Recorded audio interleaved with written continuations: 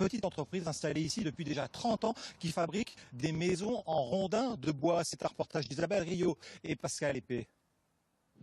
On les appelle des fustes, comprenez des maisons en bois de rondins non calibrées. Chaleureuses, elles rappellent nos rêves de cabanes dans les bois. Pourtant, on en compte peu, la faute à Colbert.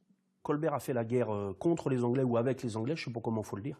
Mais surtout, pour faire la guerre, ils étaient sur l'eau. Et donc, ils ont construit beaucoup de bateaux. Et Colbert a réquisitionné toutes les maisons en bois pour avoir du bois sec pour faire les bateaux. Et dans le même temps, il a coupé quasiment la totalité de la forêt française pour la même chose, faire des bateaux, puisqu'on a fait des bateaux pendant à peu près 50 ans à grande échelle.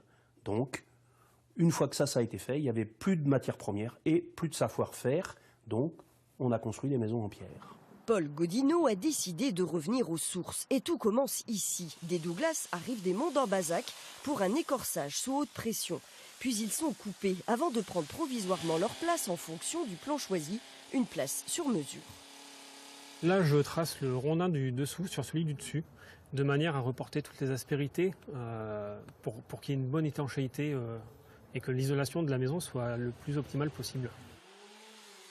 Chaque bois a une seule place et une seule. Donc il faut fabriquer la maison d'abord, et après, en la démontant, on la charge sur nos camions, et on va sur le chantier, et en la déchargeant, on remonte la maison sur le site. Ici, une maison en moyenne nous prend entre 2 et 3 mois de travail ici.